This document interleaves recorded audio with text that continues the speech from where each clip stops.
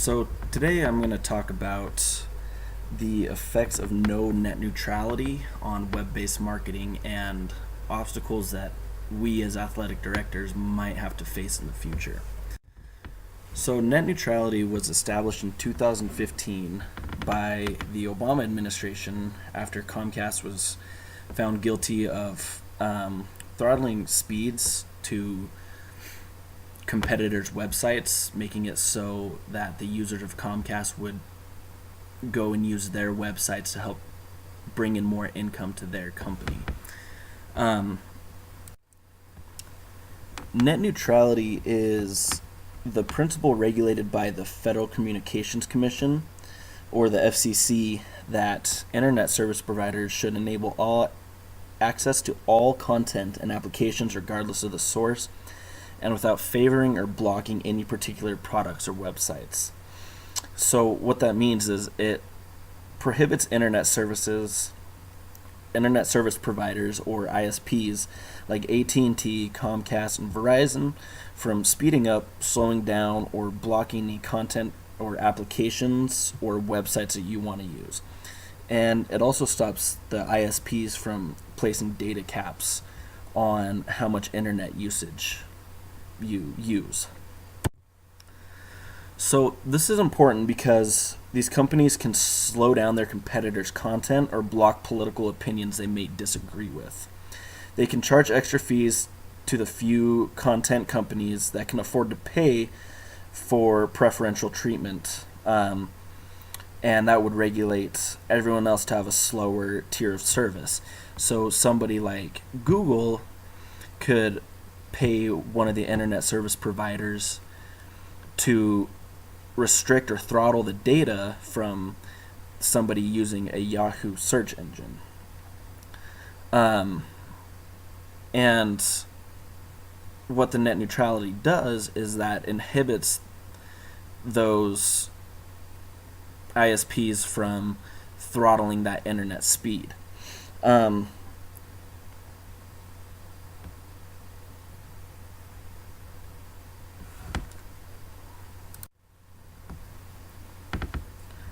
So in countries without net neutrality, it kind of looks something like this, where you have your base pay of service that you pick, and then there's all these upgraded plans. So this is in Portugal from one of the internet and mobile service providers there.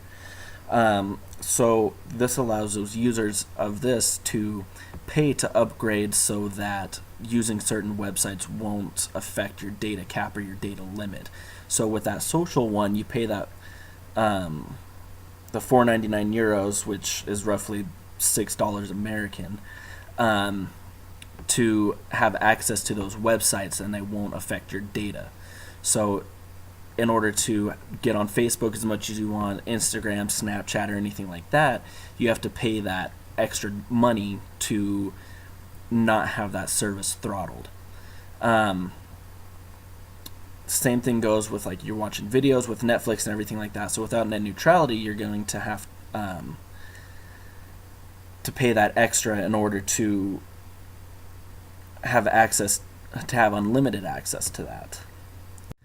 This was just a mock-up picture that I saw on one of the websites that I visited, something that could possibly happen. Verizon's a big internet provider, and so to have access to all these different websites without that throttling of data or that blocking, you'd have to pay an extra amount of money to have access to those. So web-based marketing is important in today's society because it's free marketing. You have millions and millions of people who can access your content and your product just based on using the internet. So it's that freemium marketing where you don't have to pay a dime to market on Facebook. Yeah, you might have to pay more to boost your posts or to have certain things like that. But the digital marketing represents an $80 billion industry, and one that is linked to the existence of free and equal internet. So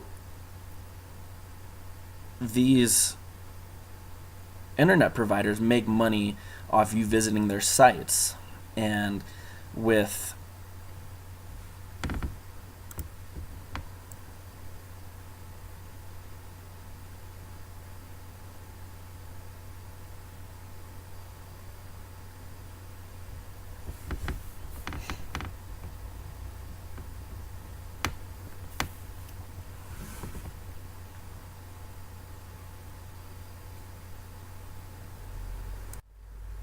the blocking of and throttling of data, that's going to stop these smaller startup companies from using this web-based marketing and having that free enterprise and that free market to boost their product when they're first starting out. All these small businesses that rely on the online marketing and their followers on Facebook and Instagram in order to grow and make money.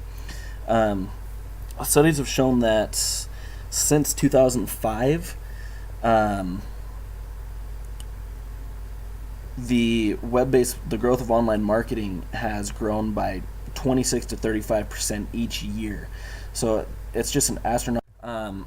So what this means is that it affects how we're able to market online and how we're able to get our advertisements across to the normal population and across to our followers and everything like that. It affects online streaming of sports. So an internet service provider might not give you access to the Big Sky website in order to watch ISU games, or be able to get access to NBC to watch the Olympics. So it will really affect and trickle down to just all those everyday things that we take for granted, of that free enterprise, that free internet. So kind of put that in like simple, easy numbers. You can say that you have 1 million people who follow you on Facebook. But now with the abolishment of net neutrality, that only 45% of those have plans that allow access to Facebook, or they can't afford plans that would allow them access to Facebook. So now you're only advertising to 450,000 people, and that's a huge fall off in the amount of exposure your company is going to get. So nobody knows if this will really happen for sure. This was just abolished back in November of 2017. So we're still waiting to see the trickle-down effects of what these internet service providers are going to do. These are just kind of some things that economists and people who watch internet and marketing, and this is kind of just what they're predicting might happen. When this did get abolished, many of those internet service providers said no, they're not going to have any fast lanes, to have favorable access to their websites. They're not going to have slow lanes to regulate their competitors. But you never know what could happen, and